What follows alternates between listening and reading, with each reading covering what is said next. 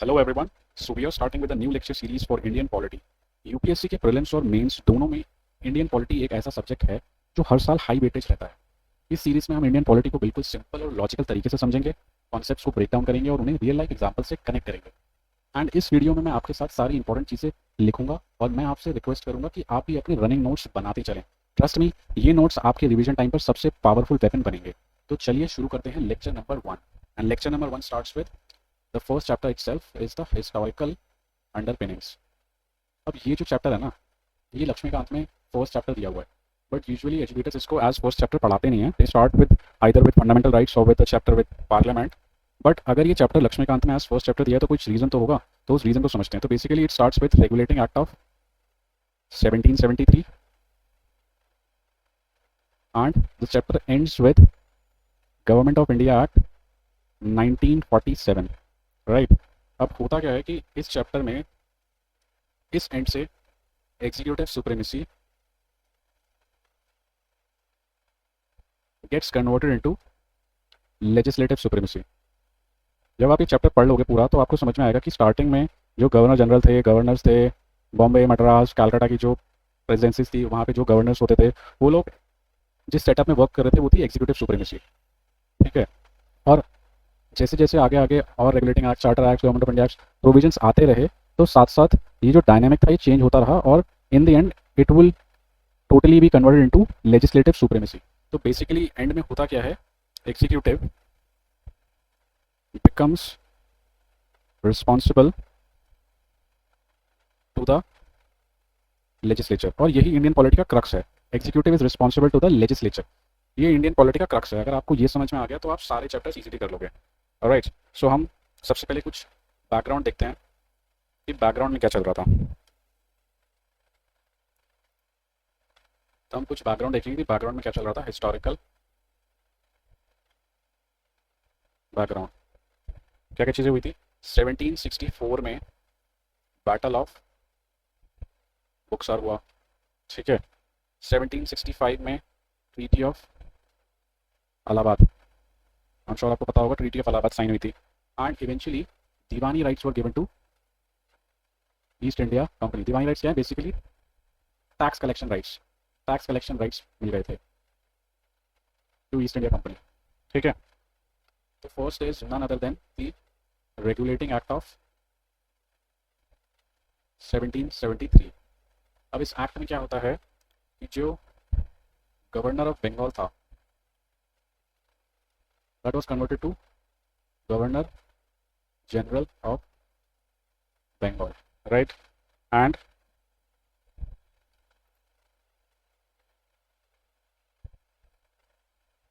और क्या हुआ था, governor general of Bengal was provided with a council, जिसको काउंसिल ऑफ फोर भी बोलते थे, जिसको गवर्नर जनरल इन काउंसिल भी बोलते थे। ठीक है। And established supreme court. तो बेसिकली अभी हम क्या कर रहे हैं, हम सारे के सारे इंपॉर्टेंट प्रोविजंस को देख रहे हैं जो इस रेगुलेटिंग एक्ट ऑफ 1773 में आए थे। Right. Presidency of Calcutta was given more powers। ठीक है। उसके बाद मोर पावर्स कैसे मिली, तो बेसिकली यहाँ पे हो क्या रहा था, बेसिकली अगर आप देखोगे तो सेंट्रलाइजेशन ऑफ पावर हो रही है। राइट। मतलब इनिशिएट हो चुका है सेंट्रलाइजेशन ऑफ पावर। अब वो कैसे इनिशिएट हुआ है कि जो बॉम्बे एंड मद्रास था, they were made subordinate to Calcutta. ठीक है। आपको याद होगा कि वॉरेन हेस्टिंग पे करप्शन चार्जेस लगे थे, बिकॉज रेगुलेटिंग एक्ट आने से पहले जो कंपनी थी और जो कंपनी के एम्प्लॉयज थे, they were getting richer day by day. वो लोग कंपनी से भी ज़्यादा प्रॉफिट बना रहे थे। तो वॉरेन हेस्टिंग पे करप्शन चार्जेस लगे थे और उसके बाद with regulating act of 1773 it was said that no private trade would be allowed. ठीक है। First governor general of Bengal Warren Hastings. ठीक है, फर्स्ट चीफ जस्टिस कौन था? First chief justice was none other than Elijah Impey. Company was also provided with another body which was COD. COD क्या थी? Court of Directors. ठीक है, and Court of Directors were required to report on their civil, revenue and military matters.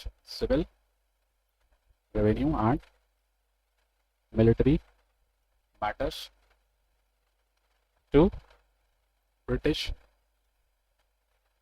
government. So basically this is all about the Regulating Act of 1773. Now the second thing we need to look at is Amending Act of 1781. Basically ये जो act था ना, इसमें they have given clarity on jurisdiction. Basically problem क्या हो रही थी कि जो गवर्नर जनरल इन काउंसिल था एंड सुप्रीम कोर्ट था, उनके बीच में जुरिस्डिक्शनल इश्यूज आ रहे थे, तो उस चीज़ पे क्लैरिटी करने के लिए बोला गया था। तो जीजीआईसी क्या था? GGIC was a appellate court of provincial court, appellate court of provincial court.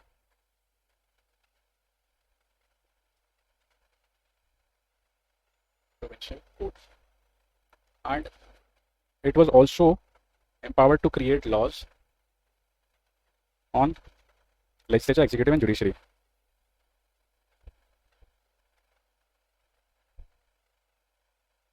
And judiciary.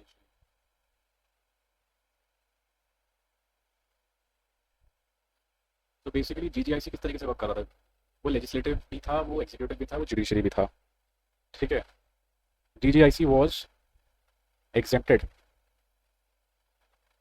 from supreme court jurisdiction. So supreme court के अंडर नहीं आता था। अगर कोई भी केस जीजीआईसी के अगेंस्ट जाता है सुप्रीम कोर्ट में, तो it was exempted from supreme court jurisdiction. Revenue matters not under Supreme Court. Revenue matters were also were not under Supreme Court. So basically Supreme Court की jurisdiction क्या थी? All residents of Calcutta plus personal laws.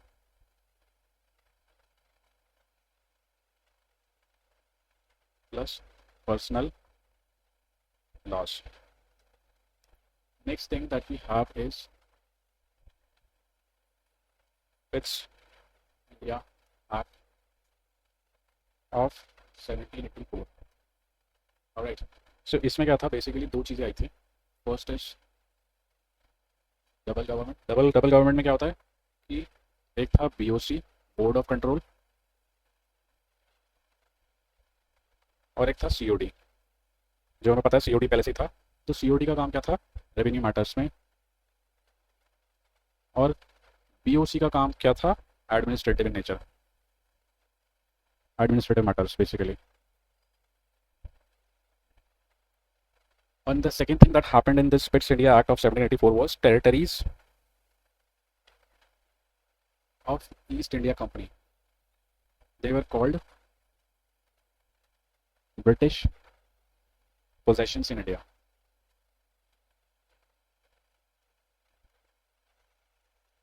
Right?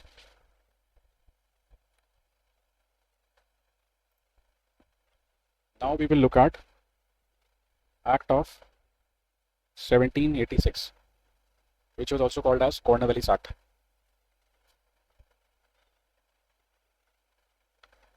Cornwallis Act भी इसको बोला जाता है। So basically Cornwallis कौन था? Cornwallis was a war hero. He was a war hero. He had fought for British American Revolution के टाइम पे। ठीक है, so Britain had sent their best to India, best hero to India basically. He was appointed as Governor General of Calcutta. But since he had a military background, he also became the commander in chief of armed forces. He had the power to override his council, and the council was Governor General in Council. So he had the power to override it. So basically, these were the regulating acts, and from now we'll be studying the charter acts.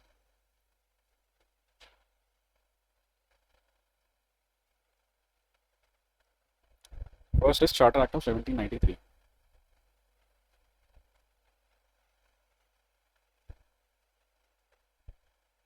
Basically, charter क्या होता है? Charter is a set of deliverables. ठीक है. So 1793 में क्या हुआ था कि power of Cornwallis was extended.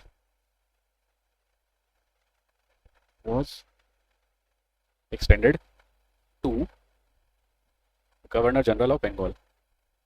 तो अब से जो भी गवर्नर जनरल बनेगा बंगाल में, उसको जो पावर्स कॉर्नवालिस को मिली गई थी वो इसको मिलेगी, power to override his own council. And then members of BOC were to be paid out of Indian revenues. ठीक है, तो जितने भी बीओसी के जो मेंबर्स थे उनको पे कहाँ से किया जाता है? इंडियन रेवेन्यूज से, नॉट फ्रॉम ब्रिटिश पर्स. याद रखना है, नॉट फ्रॉम British purse.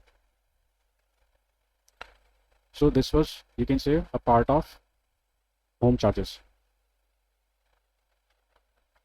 ठीक है. Next we have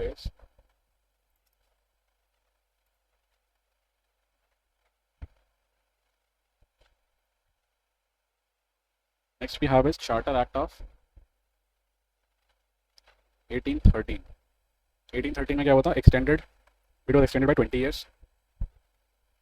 extended by 20 years. Charter. और थोड़ा सा ना इस एक्ट के टाइम पे, जब ये चार्टर एक्ट 1813 आया था, उस टाइम पे बैकग्राउंड में क्या चल रहा था कि जो अदर कंपनीज थी in UK, they were protesting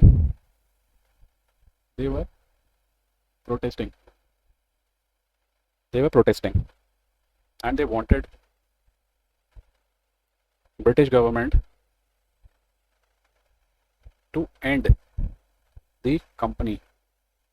जो कंपनी थी ईस्ट इंडिया कंपनी, उनके पास मोनोपोली थी, तो उस मोनोपोली को वो एंड करना चाहते थे, इसलिए वो लोग प्रोटेस्ट कर रहे थे.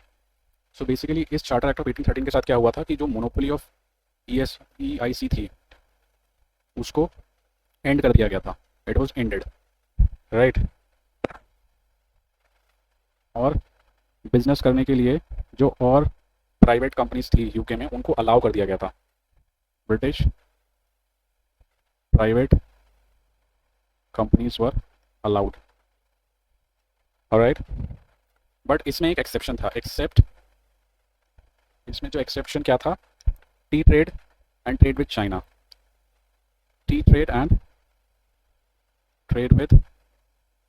चाइना. ये जो चीज़ थी ये अभी भी EIC के पास ही थी. ठीक है. और इसमें क्या चीज़ हुई थी? और इसमें हुआ था, they started 1 lakh per year for Indian education. Basically it was a westernised education system, तो उसके लिए 1 लाख रुपए दिए जाते थे. Religious missionaries,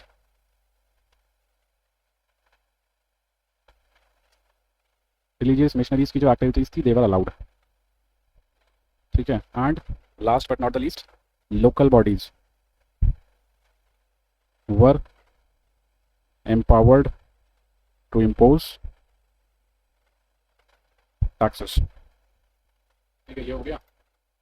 and then what we have is we gate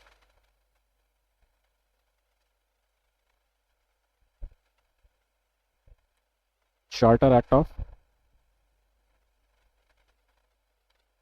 1833.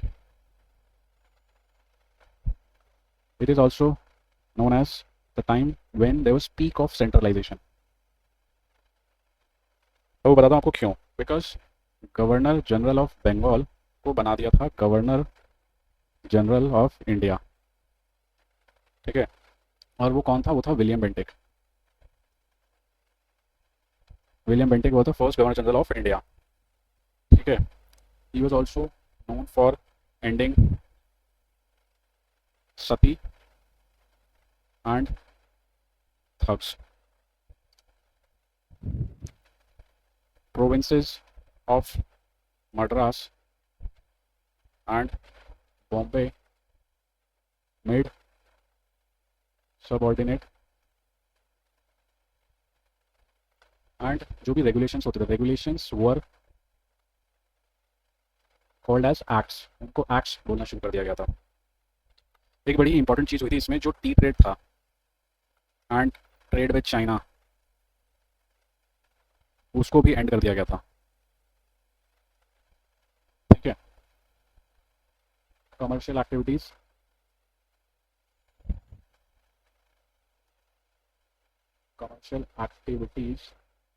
Of ESIC was completely ended।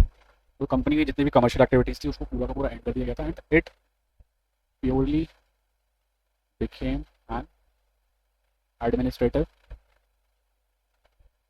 Administrative body. ठीक है, it also attempted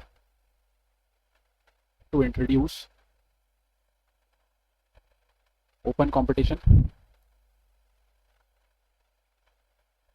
for civil services, but board of control was not in favor। ठीक है, charter act of 1833 हो गया है। Then what we have is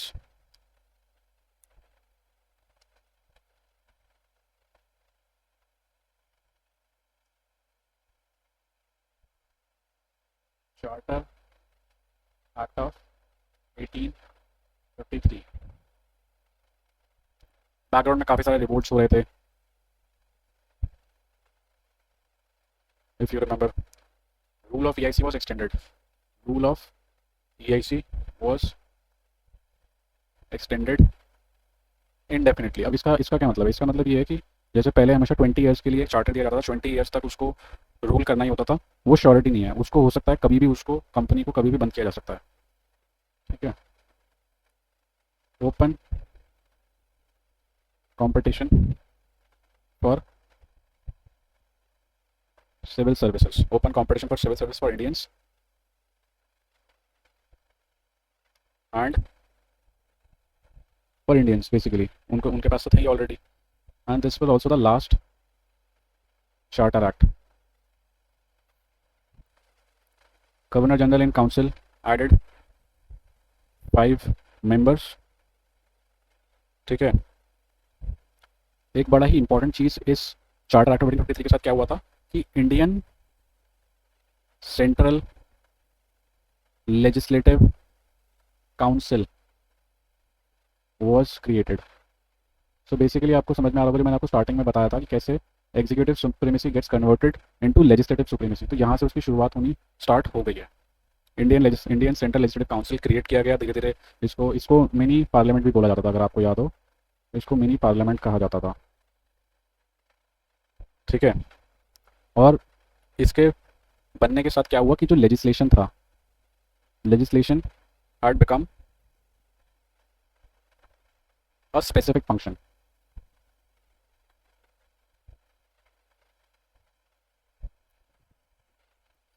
तो इससे basically क्या हुआ, concept of separation of power आया, क्योंकि जो लेजिस्लेचर था वो अलग हो गया।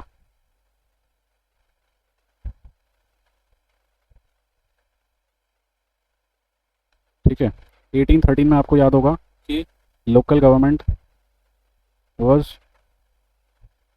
was allowed to impose taxes, right. अब 1853 में क्या होता है? 1853 में लोकल रिप्रेजेंटेशन मिलेगा, local representation in central legislative council, Bombay, Madras and Calcutta. ठीक है, एंड देन उसके बाद आपको पता होगा कि रिवोल्ट ऑफ 1857 हुआ था। और ईआईसी के बाद ये रिवोल्ट ऑफ 1857 के बाद ईस्ट इंडिया कंपनी को कम्प्लीटली एंड कर दिया गया था एंड इट्स ऑपरेशन भी कम्प्लीटली एंड कर दिया था and act was passed which was government of India act 1858 जो हमको नेक्स्ट पढ़ना है।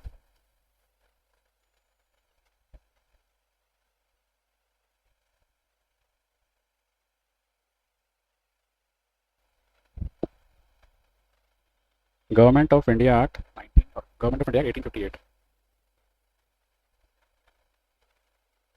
India act 1858 right. सर अब इसमें हुआ क्या, इसके अंदर EIC was abolished.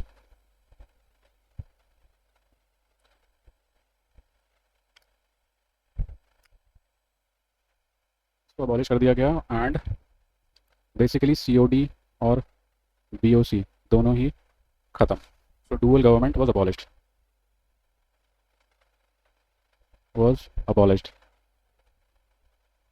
Government of India 1858 को एक्ट ऑफ गुड गवर्नेंस भी बोला जाता था। Act of good governance. Governor general, जो गवर्नर जनरल था उसको वाइस रॉय बोलना शुरू कर दिया गया था, उसको वाइस रॉय बोला जाने लगा था। They created another body which was called secretary of state, secretary of state which was a member of British cabinet. तो बेसिकली उन्होंने ईआईसी को अबॉलिश किया तो एक नई बॉडी बना दी, सेक्रेटरी ऑफ स्टेट, ठीक है। एंड उसके पास कितने मेंबर थे, with 15 member council.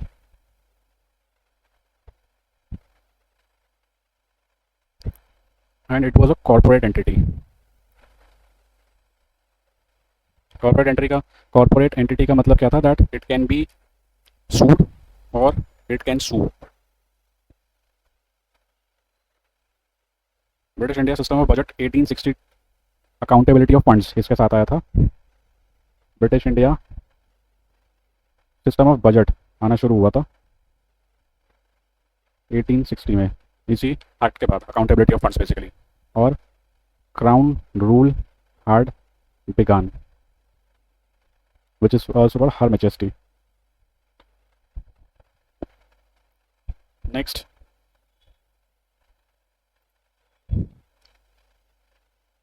Indian Council Act of 1861. 1861,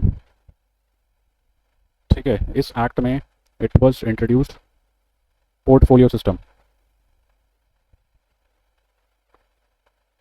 basically streamlining की गई थी कैबिनेट के अंदर, जो स्ट्रीमलाइनिंग होती है, कैबिनेट वाज स्ट्रीमलाइंड, सबको पोर्टफोलियो दिए गए अलग अलग।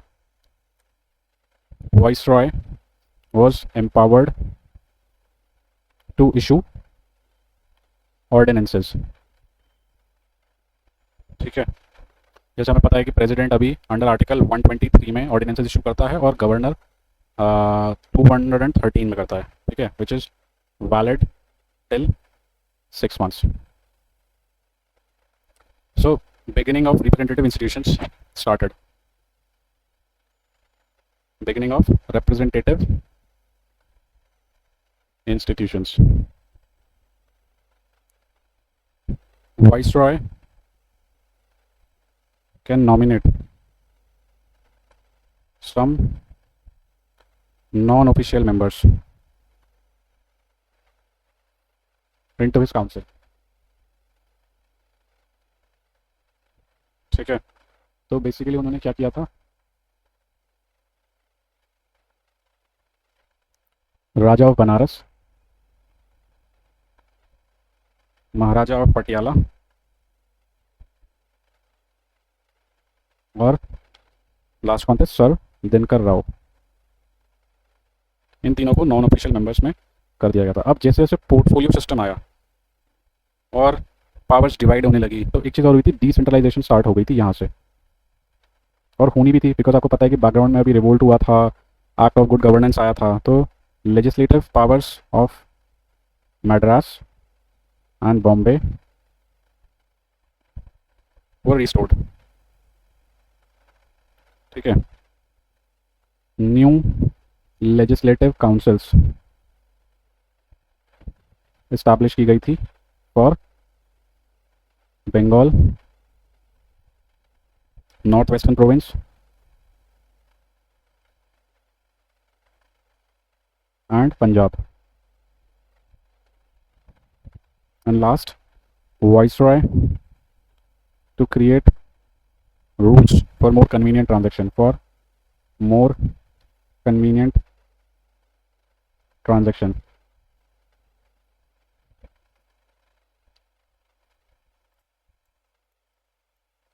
Alright, so next we have is Indian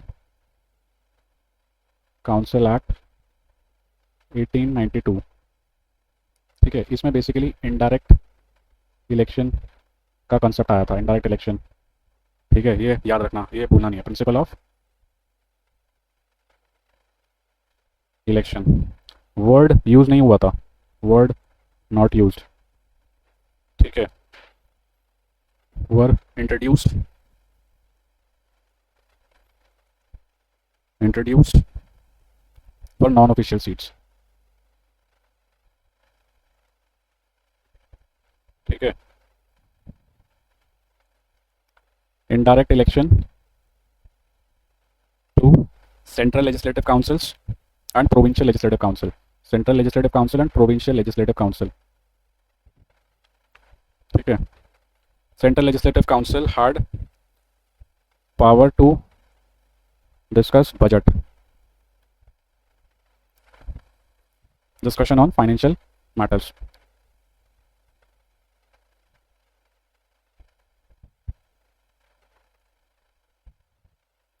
Expansion of CLC 16 तक उसको एक्सपैंड कर दिया गया था. ठीक है, अब यहाँ पे हमको ये पता है कि यहाँ पे पावर टू डिस्कस बजट तो था, लेकिन supplementary questions were not allowed. Questions were not allowed. ठीक है, they could discuss budget and move resolutions, but supplementary questions were not allowed. Next we have is Indian Council Act of 1909. 1909 जिसको मॉर्लेमेंटो reforms भी बोला जाता है. मॉर्लेमेंटो reforms. ठीक है, अब इसमें बैकग्राउंड में क्या हुआ था कि 1905 में बंगाल पार्टीशन हुआ था और 1911 में अनलमेंट हो गया था. ठीक है, इंडियन काउंसिल एक्ट ऑफ 1909 को कम्युनल इलेक्टोरेट भी बोला जाता है, बिकॉज इसमें कम्युनल इलेक्टोरेट मिले थे किसको, separate for Muslims, basically religion के बेसिस पे. Communal electorate basically separate list होती थी, separate for Muslims, separate for Muslims. And then viceroy का जो एग्जीक्यूटिव काउंसिल था, अभी तक हम देख रहे थे कि लेजिस्लेटिव काउंसिल की पीछे बात हो रही थी. वाइसरॉय एग्जीक्यूटिव काउंसिल जो था उसमें now we have Indians as members. Indian member as official member was Satyendra Prasad Sinha.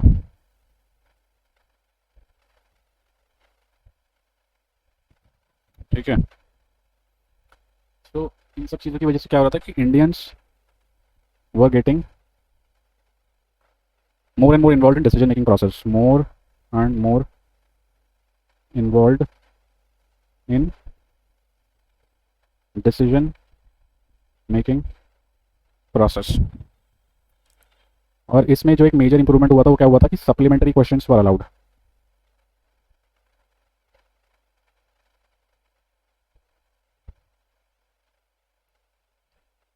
ठीक है, सप्लीमेंट्री क्वेश्चन अलाउड हो गए थे. Central legislative council retained official majority,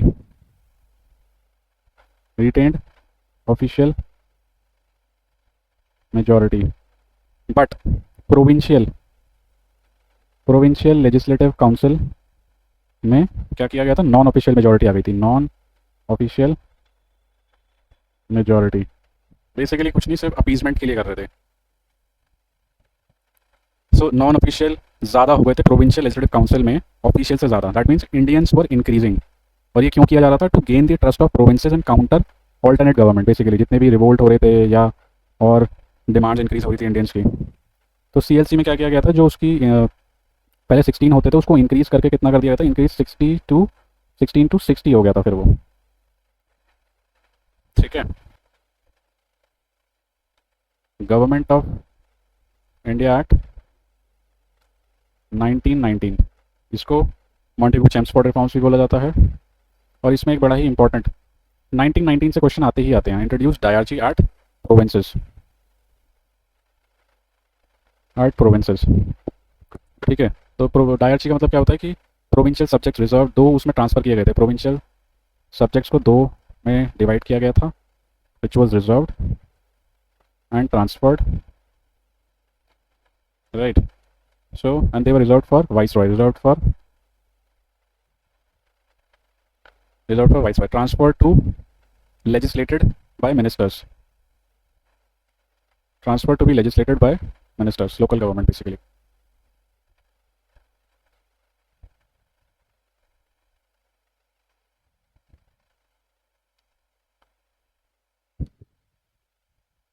तो कुछ फंक्शन को ट्रांसफर कर दिया गया था। सेंट्रल लेवल पे बायकैमरलिज्म था, सेंट्रल लेवल पे क्या था, बायकैमरलिज्म।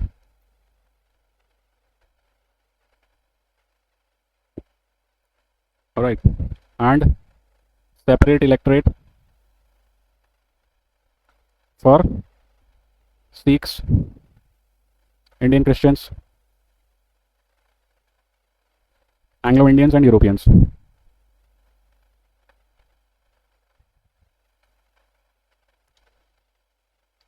डायरेक्ट इलेक्शन was introduced,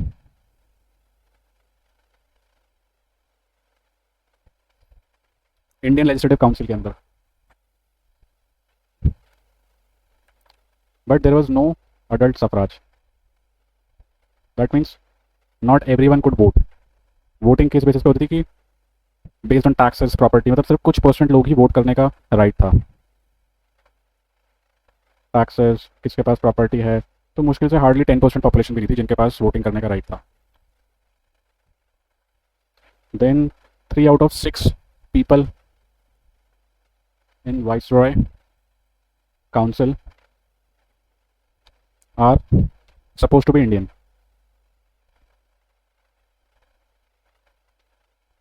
ठीक है, then there was office of High Commissioner of India was set up at London, London में सेटअप किया था। ठीक है, प्रोविंशियल ऑटोनॉमी थी इनके पास,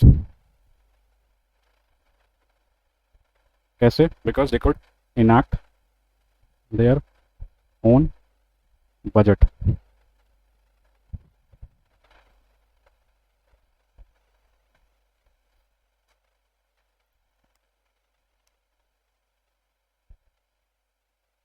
next we have is Government of India Act 1935, इसमें से भी क्वेश्चन आता ही आता है। ठीक है, enacted on the recommendation of Simon Commission, 321 sections, 12 schedules. Basically, it was opposite of 1919. Why? Because यहाँ पे सेंट्रल लेवल पे डायरची को इंट्रोड्यूस किया गया। Diarchy was introduced.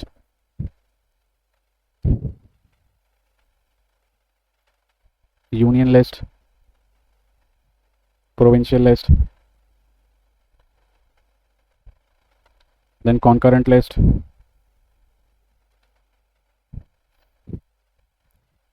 this was provided for all India Federation.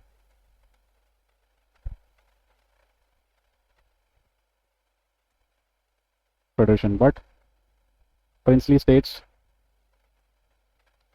said no, princely states ने मना कर दिया गया। ठीक है, प्रोविंसेस में क्या बोला गया? प्रोविंसेस में बाय कैमरलिज्म आ गया इस बार, बाय कैमरलिज्म। ठीक है, कहाँ कहाँ पे आया था? Bengal, Madras, Bombay, Bihar, Assam and United Provinces. और अभी करंट में कहाँ पे है? करंटली बाय कैमरलिज्म कहाँ कहाँ पे है? UP, Bihar, Andhra, then there is Telangana, then there is Maharashtra and Karnataka. Planned to introduce All India Federation,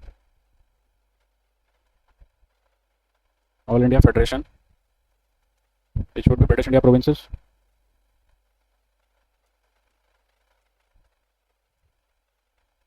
and princely states. But it was never implemented.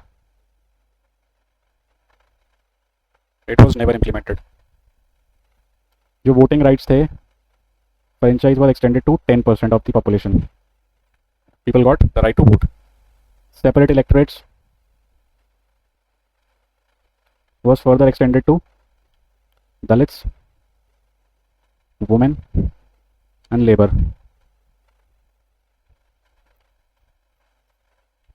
Then there were a few other things that were established. RBI was established with Government of India in 1935. Public Service Commission was established. Then there was Federal Public Service Commission was established.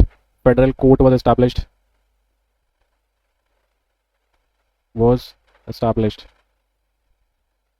And last, Burma and Sindh were separated.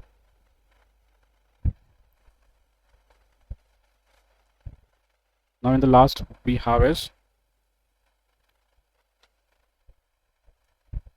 Indian Independence Act of 1947. Independence Act of 1947. It ended British rule. India and Pakistan were made two independent dominions. Two independent dominions were created. All right, abolished the position of viceroy. Viceroy की position को abolish कर दिया गया. And what else we got? Governor General was created.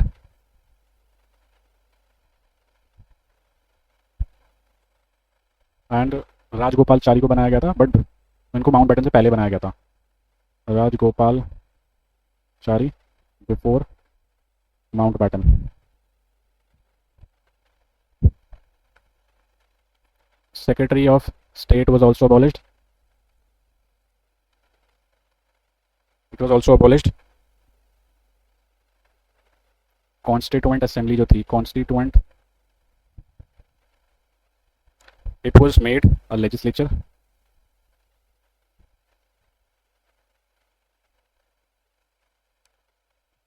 Emperor of India was removed from British king's titles.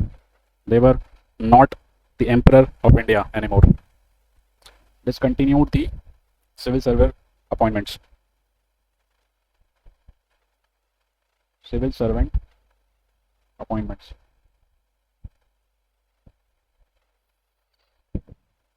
Also 1946 में constituent assembly आई थी by second cabinet mission. So with this हमारा जो first chapter है historical underpinnings वो completely finish हो चुका है. जितने भी इंपॉर्टेंट प्रोविजंस थे, चार्टर एक्ट थे, रेगुलेटिंग एक्ट थे, गवर्नमेंट ऑफ इंडिया एक्ट थे, वो सब हमने पढ़े और उनके मेजर इंपॉर्टेंट प्रोविजंस हमने सारे के सारे कवर किए, कंप्लीट किए इस वीडियो में. और अब आप जाके PYQs लगा सकते हो ये पढ़ने के बाद, और आप टेस्ट कर सकते हो कि जो जो चीज़ें हमने इसमें पढ़ी क्या उससे आप क्वेश्चन सॉल्व कर पा रहे हो. अगर क्वेश्चन सॉल्व नहीं कर पा रहे हो तो आपको शायद फिर से थोड़ा सा और डिटेल में पढ़ने की ज़रूरत है. बट मेजरली आप ये सारी चीज़ें पढ़ के क्वेश्चंस PYQs आप सॉल्व कर लोगे और आप किसी भी एग्जाम के क्वेश्चन सॉल्व कर सकते हैं, इससे not just of UPSC but of SSC या और कोई भी एग्जामिनेशन। ये फर्स्ट लेक्चर हमारा कंप्लीट हो गया है। मैं आपसे सजेशन लूँगा कि आपको इसी तरीके से आगे कंटिन्यू वीडियोस चाहिए लाइक इन रिटन फॉर्म, या फिर आप प्रेफर करोगे कि अगर मैं ऑलरेडी सारी की सारी स्लाइड्स पहले से ही डिजिटल वे में उसको लिख कर ले आऊँ एंड देन आपको जो है उसको मैं आपको समझा दूँ। बट मैं आपको सजेस्ट ये करूँगा कि आप साथ साथ लेक्चर के साथ साथ आप खुद भी लिखते रहो, क्यों उससे बेनिफिट ये होगा, उससे आपके नोट्स बन जाएंगे और आप शॉर्ट में क्रिस्प तरीके से नोट्स बनाना और उससे आपका ही बेनिफिट होगा एग्जाम टाइम पे। So with this I sign off and thank you so much for watching this video. मिलते हैं नेक्स्ट वीडियो में with the next chapter. Thank you.